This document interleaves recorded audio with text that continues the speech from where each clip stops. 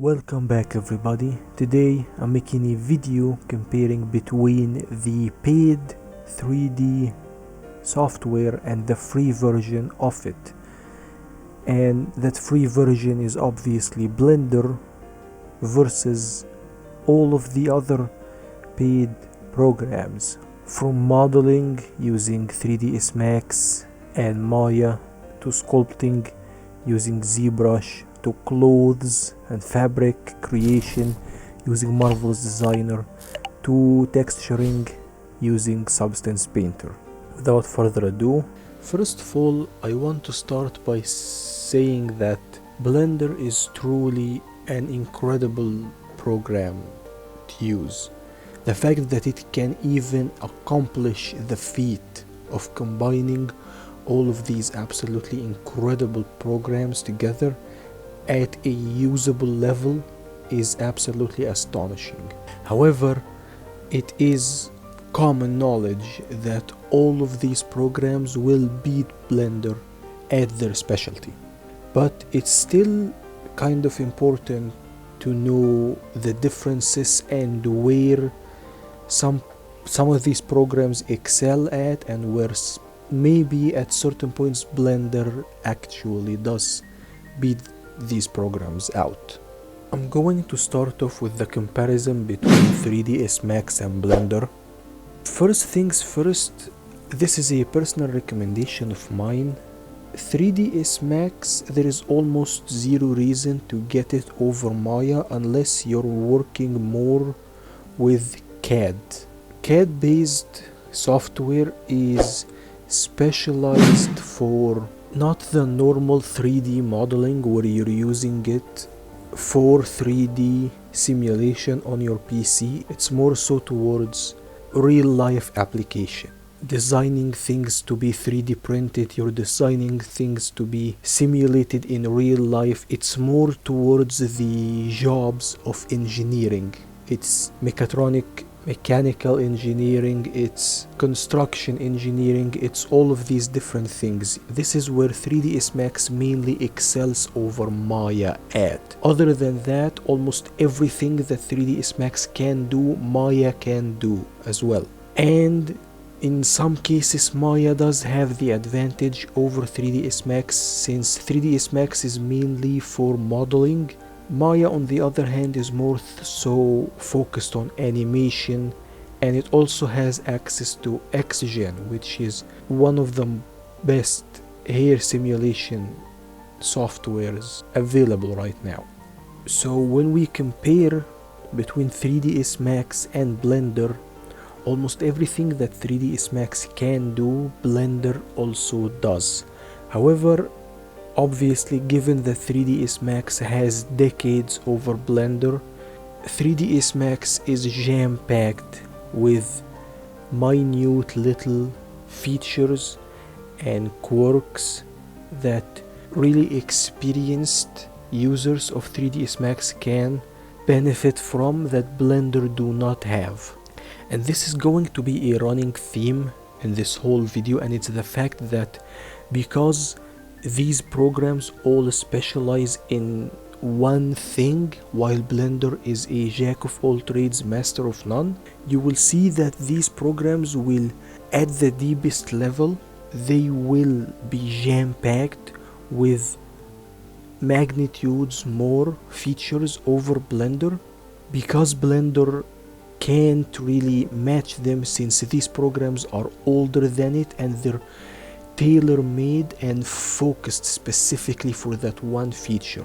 But at the same time, Blender is fully functional and capable of imitating 95% of what they're capable of doing, because it still has the most rudimentary and the most basic functions that you would require it to do when it comes to these aspects of the software.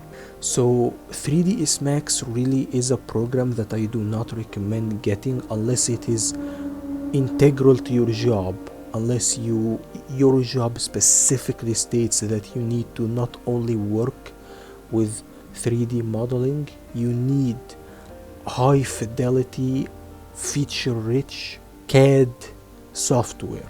Other than that, I genuinely do not see any value in getting 3ds Max over either Maya or Blender. Maya is a little bit different because Maya is similar to 3ds Max, but it's much more focused on visuals and animation. And so what does Maya do that Blender can't?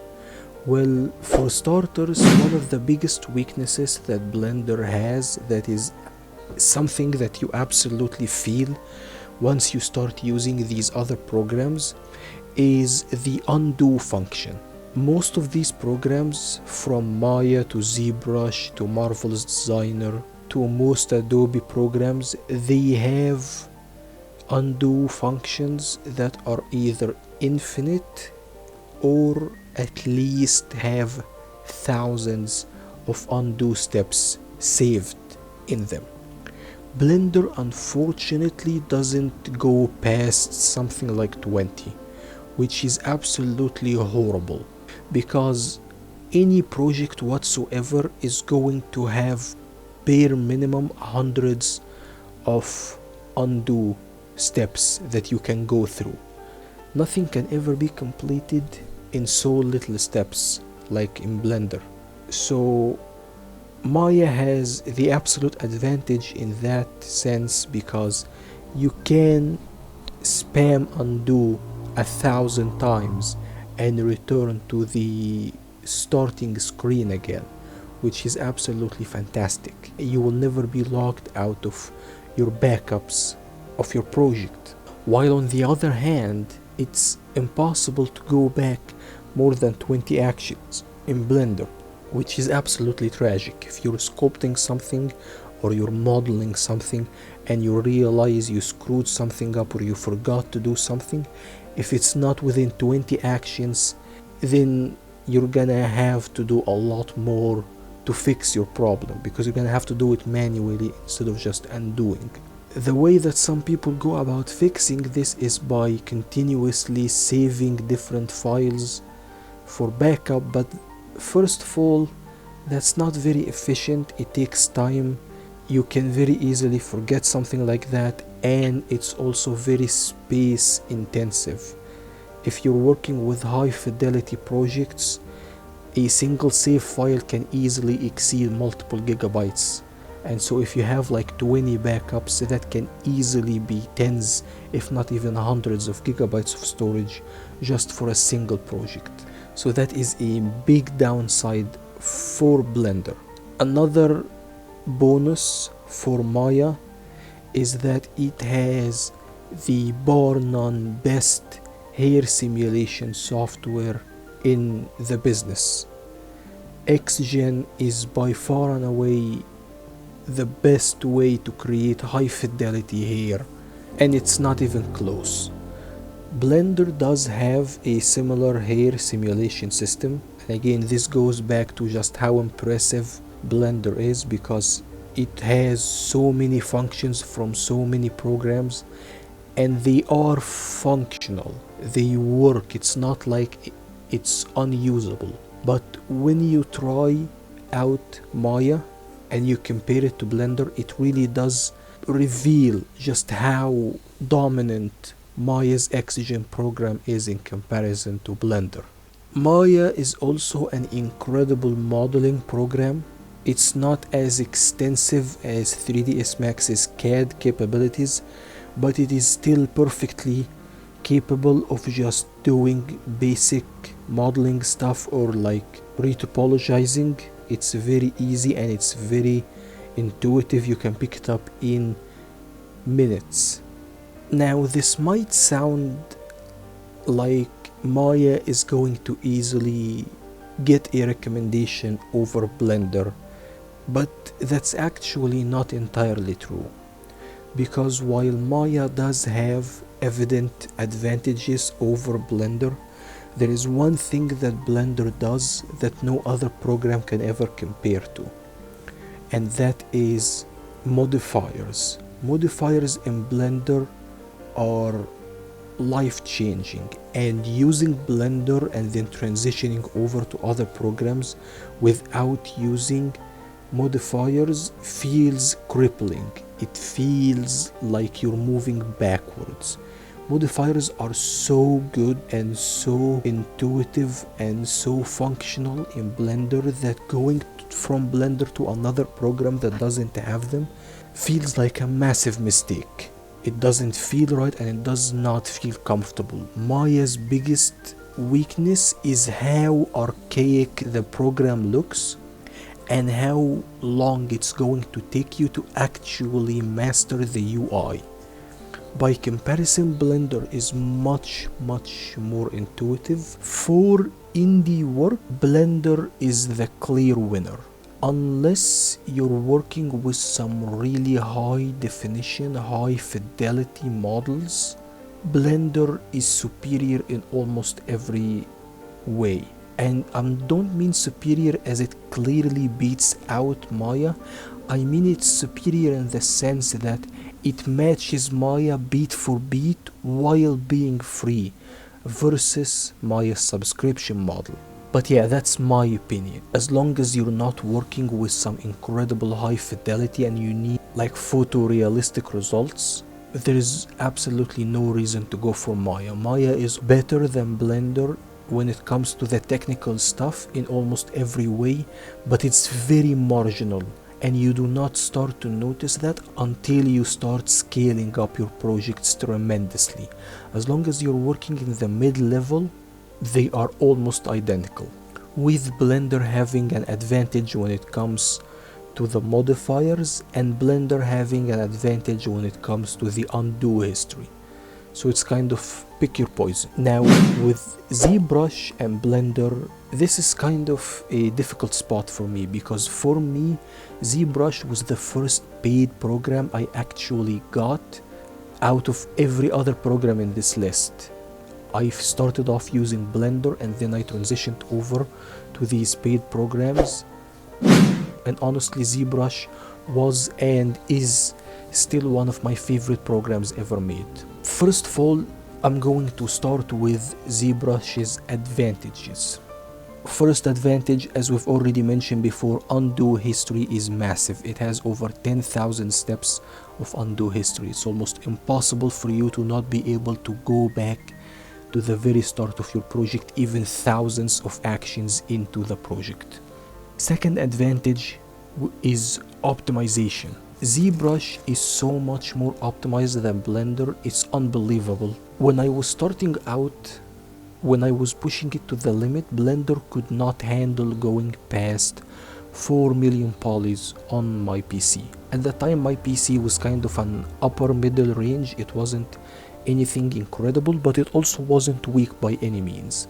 And Blender would start to lag 2 million polys in, and by 4 million it was stuttering and lagging so bad the program was borderline unusable. Also, with this many polygons in, as I was sculpting, the program would crash often, and loading in the project continuously after it crashed would take minutes just to load up because of how dense the model was. By comparison, ZBrush is so optimized that on the same system I could get a model that is 20 million polygons plus and the program would still be running buttery smooth. Not only that, ZBrush over the course of 2.5 years has maybe crashed 1 or 2 times. It's unbelievably stable, and I think it only crashed these 1 or 2 times when I was exporting a massive file and I didn't give it its time. As long as you do not rush ZBrush and continuously press on the screen when it's loading, it will most likely never crash. It is so, the UI can seem daunting in ZBrush at first, but it is incredibly modular. This is honestly something that's shared between Maya and ZBrush, but unlike Maya, ZBrush has everything out in the open and you can get almost any option you want to be on your home screen, which was a level of modularity that I've never seen before, and I don't think I've ever seen it since. I guess the only disadvantage that ZBrush has is the fact that it is solely a sculpting program. You cannot do anything in it other than sculpting. I know that it somewhat recently got a modeling function, but it is so bare bones that you might as well not use it. So that is the one and only disadvantage that it has, but it is also a pretty big disadvantage, because sinking a decent amount of money for a program that only does a fraction of a job, even if it does that job perfectly, is somewhat hard to swallow. It's hard to convince yourself of making that kind of investment, and I understand. By comparison, Blender is a program that you can use to make almost everything, from sculpting to modeling to retopologizing to texturing to coloring to hair creation to texture baking. You can do everything in Blender, but it's not the best in all of them. And ZBrush is so monumentally better than Blender that it is honestly worth it, in my opinion. It is so much better than Blender. It has so many brushes. The functionality in it is absolutely years in advance of what Blender is at.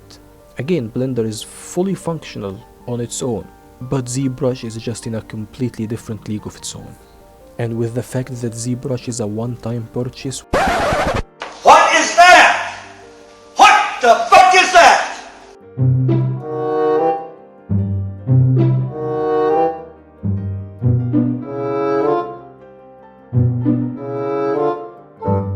with how many functions and how packed with features, it's hard to not recommend. Especially when it has a special add-on in it that imports and exports things directly from other programs, like Blender and Unreal Engine and other things like that. Substance Painter is the last and final program that I use. Unfortunately, and I do mean that from the bottom of my heart, Substance Painter is on a similar level of ZBrush. Substance Painter and ZBrush are the only two programs that I can no longer work without. I can create hair in Blender instead of Maya. I can retopologize in Blender over Maya. I actually prefer retopologizing in Blender over Maya, surprisingly enough. I can easily create clothes in Blender instead of Marvelous Designer. But I can no longer sculpt or texture in Blender. Not after I have gotten used to how incredible Substance Painter and ZBrush are. When it comes to creating textures from nothing, Substance Painter is second to none. The level of versatility and unbelievable capability at creating procedural textures is staggering. The other advantage is because it is an Adobe program. As long as you've used almost any of their programs before, like Photoshop or any of their other programs, a lot of their UI elements pass over from one program to the other, which makes picking up the program and learning it very easy and intuitive. The other advantage is, of course, the simple fact that it is industry standard. It is the program used by 99% of professionals in almost every field of work when it comes to 3D texturing, from movies to 3D animation to game development, everything. There isn't any high-level company or team that works with 3D that doesn't use Substance Painter. On the flip side, Blender, again, while it is very advanced and it has gotten so much better over the past couple of years and it is continuously getting supported, the biggest weakness for Blender is being able to texture on the same level as Substance Painter, and how little Blender can accomplish to a similar level of Substance Painter. It is unbelievably more complicated.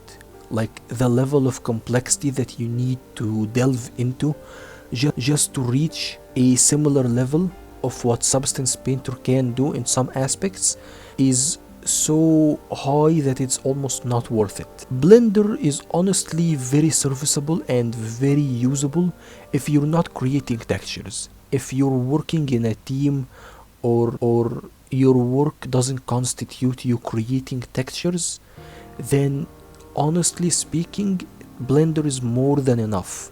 If you're just baking textures and you're doing some very light modification and some very light editing to perfect a model, then Blender is more than enough. But when you get into creating the textures from scratch and making custom fitted textures for custom models and a lot of other professional level features, then Adobe is very much a requirement, as much as it pains me to say this, because I hate Adobe. But unfortunately, they really are just unmatched when it comes to Substance Painter. I would say that if you are not a hobbyist, if you're picking up 3D design as a job, if it's going to be your livelihood, then ZBrush and Substance Painter are the only two investments that you should even consider. I'd say that 3ds Max, unless it's specifically stated in your job description that you want to work with CAD specific software, is just flat out not needed. Maya is very similar to Blender and has almost zero functionality that surpasses Blender, while being more expensive than Blender, that being it costs money and Blender costs nothing. But ZBrush, as a colossal when it comes to 3D sculpting, it's unmatched, and with sculpting being the most used and the most focused upon aspect of 3D creation, it is, in my opinion, a very worthwhile investment as long as you are serious about 3D design. Substance Painter is a little shaky. It is far and away more superior than Blender in almost every aspect, and it's not even close. With the only one and biggest weakness for it is the fact that it is made by Adobe, and the fact that you have to subscribe to Adobe's horrible subscription system to actually use it. But it really is so much more superior to Blender's texturing system that if you are working with 3D models, if your job specifically states that you're gonna be dealing with texturing, then Adobe Substance Painter is unfortunately a mandatory program to use, in my opinion.